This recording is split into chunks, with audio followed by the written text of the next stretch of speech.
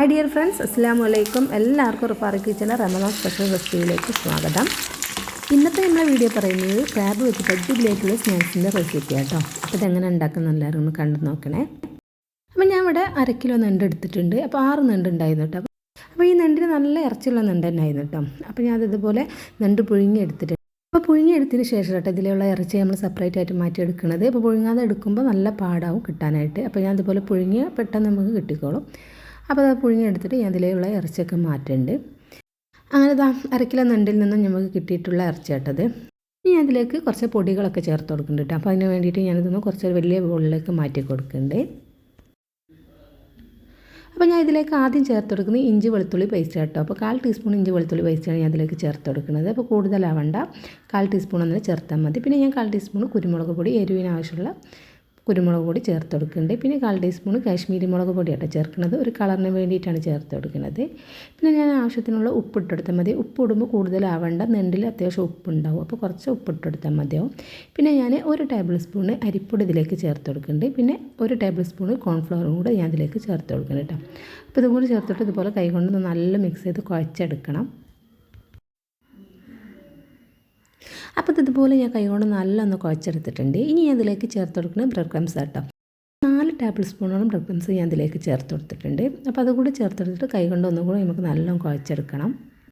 അപ്പോൾ ഈ bread crumbs കൂടെ ചേർത്ത് കഴിഞ്ഞാൽ നമ്മൾ മസാലക്കൂട്ട് ഒന്നുകൂടെ ഒന്ന് ടൈറ്റായി കിട്ടിക്കോളും. അപ്പോൾ നമുക്കിതുപോലെ ഉരുളൊക്കെ ഒറ്റിയെടുക്കാൻ എളുപ്പമായി കിട്ടും. അപ്പോൾ അതുപോലെ നമ്മളെ ക്രാബ് മസാലക്കൂട്ട് ഞാൻ നല്ലോണം കുഴച്ചെടുത്തിട്ടുണ്ട്. ഇനി ഇതിൽ നിന്ന് നമുക്ക് ഓരോ ഉരുളകളാക്കിയിട്ട് നമുക്ക് ഇഷ്ടമുള്ള ഷേപ്പാക്കി എടുക്കണം. ഞാനിവിടെ ചെറുതായിട്ടൊരു ഓവൽ ഷേപ്പിലാട്ടോ അതുപോലെ എടുത്തിട്ടുള്ളത്. അപ്പോൾ ബൗൾസാക്കി എടുക്കുകയാണെങ്കിൽ ബൗൾസാക്കിയിട്ട് എടുക്കാം. അപ്പോൾ അതാ ഞാൻ മുഴുവനായിട്ട് ഇതുപോലെ ഓവൽ ഷേപ്പാക്കി എടുക്കുന്നുണ്ട്.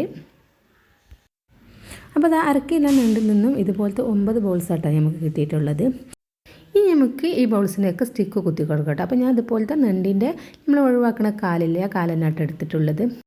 അപ്പോൾ ഇതുപോലെ ഓരോ ബൗൾസ് എടുത്തിട്ട് അതിൻ്റെ താഴെയായിട്ട് നമുക്ക് സ്റ്റിക്ക് കുത്തി കൊടുക്കാം. അപ്പോൾ അതുപോലെ കുത്തി കൊടുത്തതിന് ശേഷം നമ്മൾ ഷേപ്പ് ഒന്നുകൂടെ ഒന്ന് ലെവൽ ചെയ്തെടുക്കണം. അപ്പോൾ അതുപോലെ ഓവൽ ഷേപ്പിൽ തന്നെ ഞാൻ അതുപോലെ അപ്പോൾ അത് മുഴുവനായിട്ട് ബോൾസ് ഞാൻ അതുപോലെ ചെയ്തെടുത്തിട്ടുണ്ട്. ഇനി ഞാൻ ലെഗിൻ്റെ താഴ്ഭാഗം ഒന്ന് കട്ട് ചെയ്ത് ഒഴിവാക്കിയിട്ടുണ്ടായിരുന്നു കേട്ടോ. ഇനി ഞാൻ ഈ ബോൾസൊക്കെ ഒന്ന് കോട്ട് ചെയ്യാൻ വേണ്ടിയിട്ട് ഒരു കോഴിമുട്ട എടുത്ത് വെച്ചിട്ടുണ്ട്, കുറച്ച് ബ്രെഡ് ക്രംസ് കൊടുത്ത് വെച്ചിട്ടുണ്ട് കേട്ടോ. അപ്പോൾ കോഴിമുട്ട അതുപോലെ നല്ലൊന്ന് ബീറ്റ് ചെയ്തെടുക്കണം.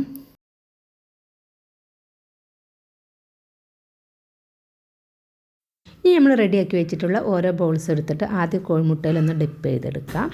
പിന്നെ ബ്രെഡ് ക്രംസിലിട്ടിട്ട് നല്ലൊന്ന് കോട്ട് ചെയ്തെടുക്കുക കേട്ടോ. അപ്പോൾ ഇതുപോലെ ചെയ്തെടുക്കുന്നുണ്ട് മുഴുവനായിട്ട്.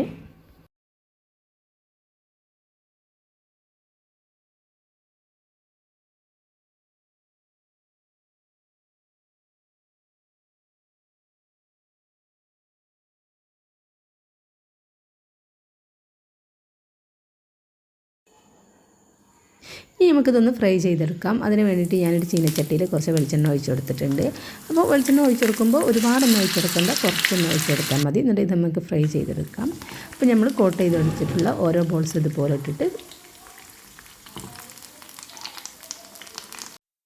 അപ്പോൾ ഇത് ഒരുപാട് ടൈമൊന്നും വേണ്ടട്ടോ ഫ്രൈ ആയി കിട്ടാനായിട്ട്. നമ്മൾ ബ്രെഡ് ക്രംസൊക്കെ ഒന്ന് പെട്ടെന്ന് ഗോൾഡൻ ബ്രൗൺ ആയി കിട്ടും.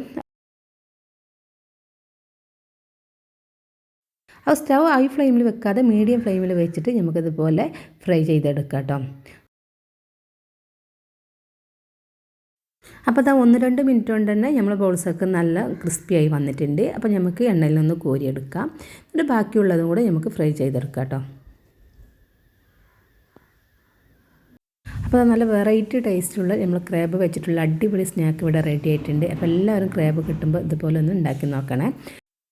അപ്പോൾ ഈ ക്രാബിൻ്റെ റെസിപ്പി നിങ്ങൾക്ക് ഇഷ്ടമായിട്ടുണ്ടെങ്കിൽ നമ്മളെ വീഡിയോക്ക് ഒന്ന് ലൈക്ക് ചെയ്യണം. പിന്നെ ചാനൽ സബ്സ്ക്രൈബ് ചെയ്യാതാണ് കാണണമെങ്കിൽ നമ്മൾ റുഫാറി കിച്ചൺ എന്ന ചാനലൊന്ന് സബ്സ്ക്രൈബ് ചെയ്ത് ബെല്ലൈക്കൺ എനേബിൾ ചെയ്യാനും മറക്കരുത് കേട്ടോ. അപ്പോൾ നെക്സ്റ്റ് ഒരു അടിപൊളി വീഡിയോയുമായി കാണുന്നവരെ ഓക്കെ ബൈ, അസ്സലാമു അലൈക്കും.